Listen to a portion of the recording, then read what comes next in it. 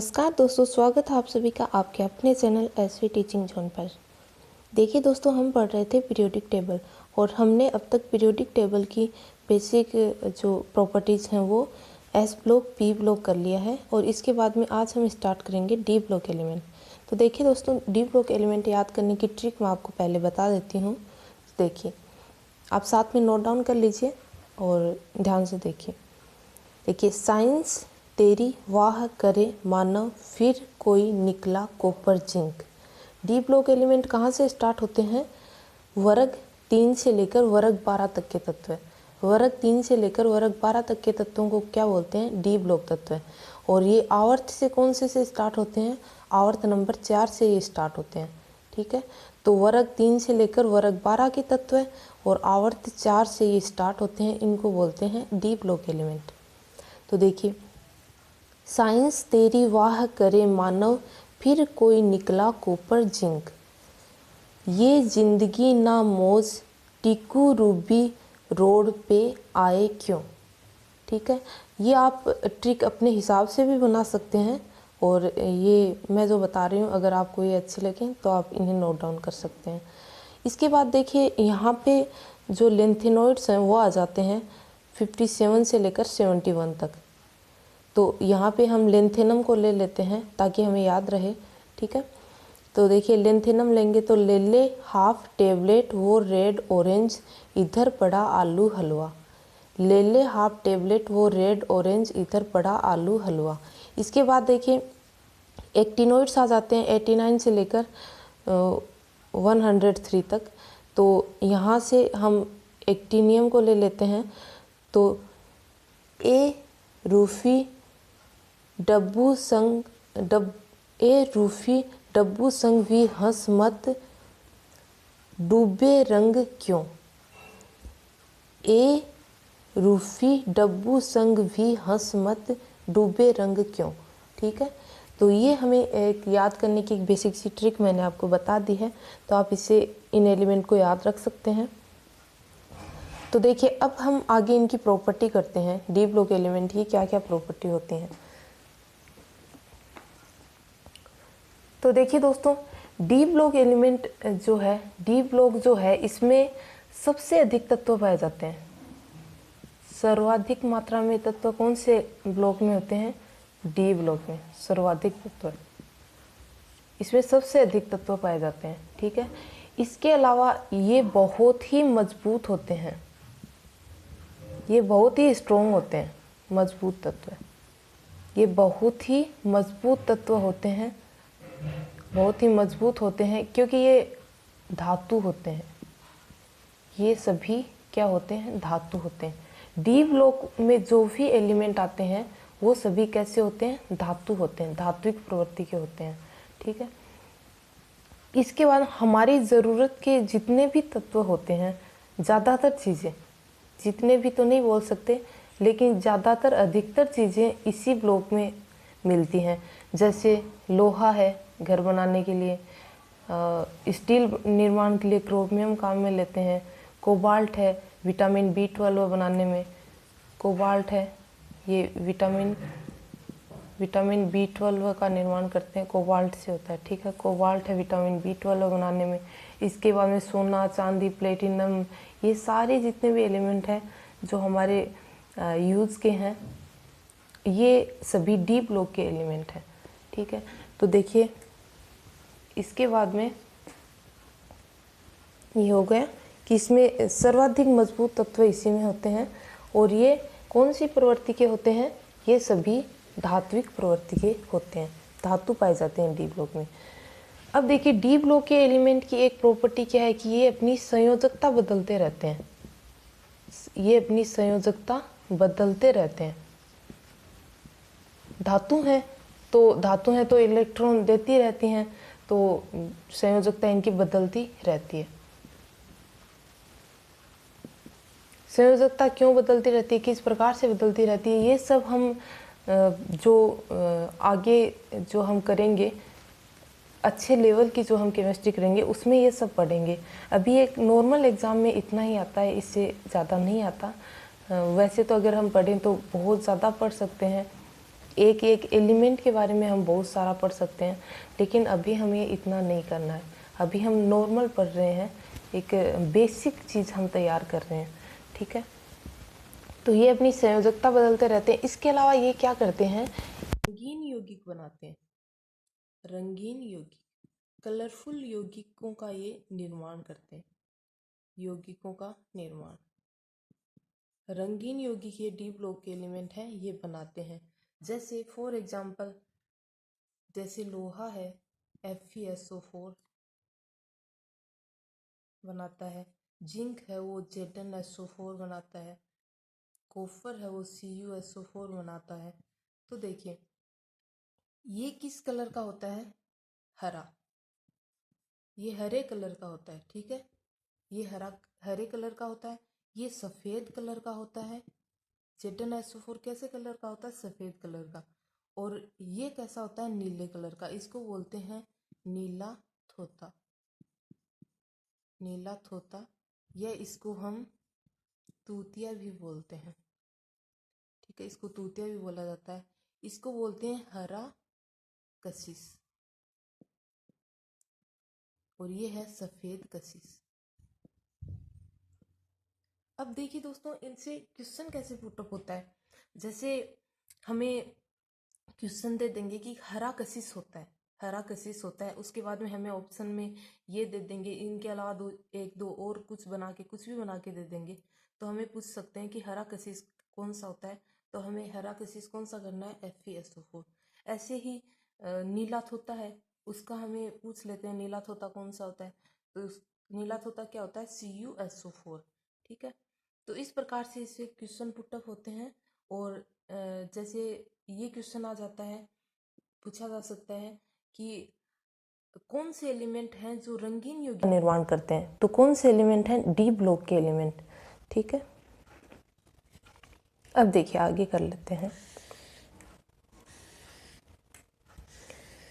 अब देखिए D block के जो एलिमेंट हैं, ये आवर्त सारणी में कहाँ पर इनकी पोजीशन कहाँ है, डी ब्लॉक की, S ब्लॉक, S व P ब्लॉक के मध्य। यहाँ के जो एलिमेंट हैं उनको डी ब्लॉक के एलिमेंट बोलते हैं। S और P ब्लॉक के मध्य के जो एलिमेंट हैं वो डी ब्लॉक एलिमेंट कहलाते हैं। इनमें आने वाला अंतिम इलेक्ट्रॉन, इनका जो अंतिम इलेक्ट्रॉन होता है वो कौन से उपकोष में भरा जाता है, डी उपकोष में। ये मैंने आपको पहले भी बताया कि इनका नाम ही इस आधार पर रखा गया। जैसे S ब्लॉक है तो इनमें जितने भी एलिमेंट हैं उनका अंतिम इलेक्ट्रॉन किस में भरा जाएगा, S उपकोष में। P ब्लॉक है, इसमें जितने भी एलिमेंट हैं उनका अंतिम इलेक्ट्रॉन किस में भरा जाएगा, P उपकोष में, ठीक है, P उपकोष में। इसी प्रकार D ब्लॉक जो एलिमेंट हैं उनमें अंतिम इलेक्ट्रॉन किस में भरा जाता है, D उपकोष में। अंतिम इलेक्ट्रॉन D उपकोष में भरा जाता है, ठीक है। समझ आ रहा है आपको। देखिए दोस्तों, अगर आपको कोई भी पीरियोडिक टेबल में कोई भी प्रॉब्लम हो, या फिर आप ये चाहें कि इनका लेवल थोड़ा बढ़ाना चाहिए हमें, तो आप कमेंट करके ज़रूर बताएं, तो हम उस हिसाब से फिर इसको कर लेंगे, ठीक है। और वैसे हम बाद में जैसे एक बार हम बेसिक केमिस्ट्री कर रहे हैं, उसके बाद में हम जब पूरी लेवल से करेंगे तो धीरे धीरे हम लेवल बढ़ाते जाएंगे। बेसिक इसलिए कर रहे हैं क्योंकि बेसिक किए बिना लेवल का समझ में नहीं आता है। तो हो सकता है कि बहुत से बच्चे ऐसे हो जिनको ये सब चीज़ें नॉर्मल लगते हैं, उनको से ये सब पता हो, लेकिन बहुत से बच्चे ऐसे भी होते हैं जिनको ये बेसिक चीज़ें पता नहीं होती। इसलिए अगर हम स्टार्ट करते हैं तो हमें बेसिक से शुरू करना ज़रूरी होता है, क्योंकि सभी को साथ लेके हमें चलना होता है, ठीक है। इसके अलावा मैंने आपको बता दिया कि डी ब्लॉक के जो भी एलिमेंट है वो सभी धातुएं होती हैं, और इन्हें संक्रमण तत्व भी कहा जाता है। संक्रमण तत्व, डी ब्लॉक एलिमेंट को क्या कहा जाता है, संक्रमण तत्व, ठीक है। इन्हें संक्रमण तत्व भी कहा जाता है। आवर्त सारणी में ये कहाँ से कहाँ तक स्टार्ट होते हैं, आवर्त संख्या 4 से 7 तक। आवर्त नंबर 4 से 7 तक, और वर्ग संख्या 3 से 12 तक, ठीक है। वर्ग संख्या 3 से 12 तक इन एलिमेंट को हम डी ब्लॉक एलिमेंट बोलते हैं, ठीक। अब देखिए डी ब्लॉक तत्व जो होते हैं इन्हें हम 4 श्रेणियों में डिवाइड करते हैं। इनकी 4 श्रेणियां होती हैं। कौन कौन सी? एक होती है 3D श्रेणी, 3D श्रेणी। एक होती है 4D श्रेणी, 5D श्रेणी और एक होती है 6D श्रेणी, ठीक है। तो देखिए 3D श्रेणी में कौन से एलिमेंट आते हैं? स्कैंडियम 21 से लेकर जिंक तक के एलिमेंट किस में आते हैं?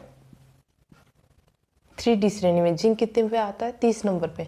इसके बाद में 4D श्रेणी में कौन आता है? यूट्रियम से लेकर कैडमियम तक, यूट्रियम से लेकर कैडमियम तक, ठीक है। इसके बाद में 5D श्रेणी में कौन आता है? 5D श्रेणी में देखो यहाँ पे लेंथेनाइड आ जाते हैं, है ना, लेंथेनाइड आ जाते हैं। तो हम इसको करते हैं कि लेंथेनम से लेकर ये लेंथेनाइड तो यहाँ बीच में आएंगे 5D श्रेणी में। तो देखिए लेंथेनम कितने पे आता है? लेंथेनम 57 पे आता है। उसके बाद में यहाँ इसमें सारे यहाँ पे लेंथेनोइड आ जाते हैं।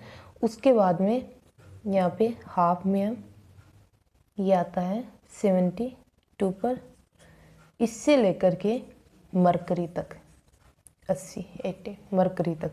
इन तत्वों क्या बोलते हैं? 5D श्रेणी के तत्व। इसके बाद में देखिए 6D श्रेणी। 6D में क्या आता है? एक्टिनियम तो इनमें आता ही है। एक्टिनियम कितने पे आता है? 89 पे, ठीक है। उसके बाद में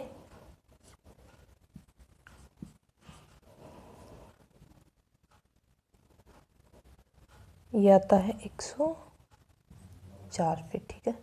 थोड़ा इधर लिख दिया, यहाँ लिख देती हूँ, ठीक है। इससे लेकर के कहाँ से? ये अपूर्ण है, इसको अपूर्ण बोलते हैं आगे, क्योंकि आगे आने वाले एलिमेंट इसमें कहीं भी रखे जाएंगे। भविष्य में और भी एलिमेंट की खोज होगी तो यहाँ रखे जा सकते हैं, तो इसको बोलते हैं अपूर्ण, ठीक है। तो देखिए हमने कर लिया है कि इसमें कितनी श्रेणी होती हैं? 4 श्रेणी होती हैं, 3D, 4D, 5D, 6D, और कहाँ से शुरू होती हैं ये आपने देख लिया है।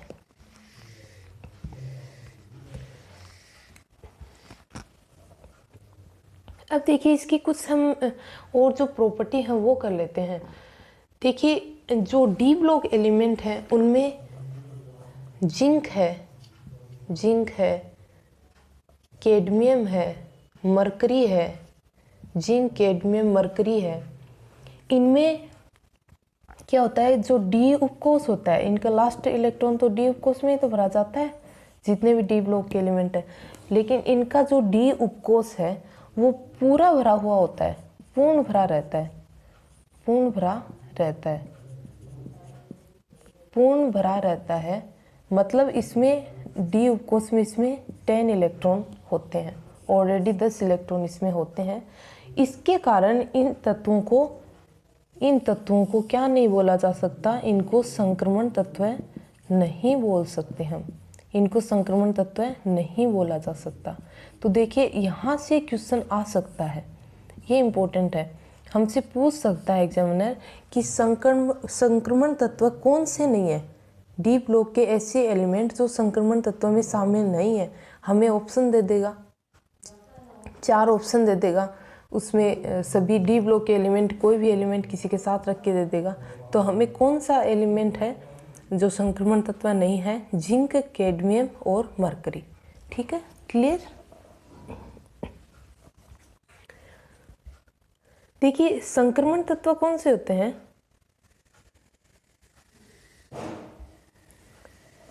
संक्रमण तत्व वे होते हैं जिनमें जो ऑक्सीकरण जो अवस्था है अपनी चेंज नहीं करते, क्योंकि इनमें D10 रहता है, D10 रहता है। तो इन्हें ना तो इलेक्ट्रॉन लेने की ज़रूरत पड़ती है ना देने की ज़रूरत पड़ती है।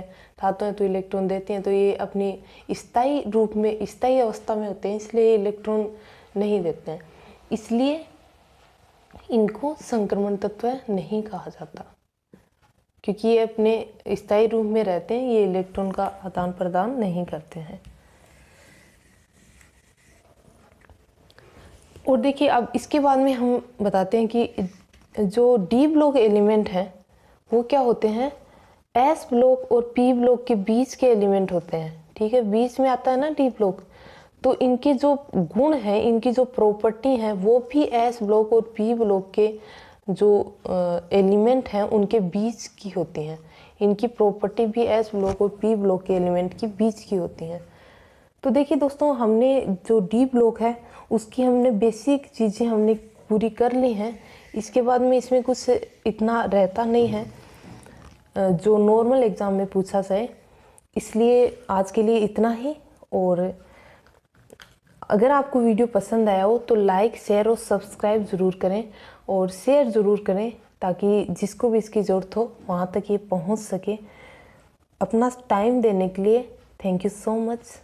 मिलते हैं नेक्स्ट वीडियो में, तब तक के लिए खुश रहिए, अपना ख्याल रखिए।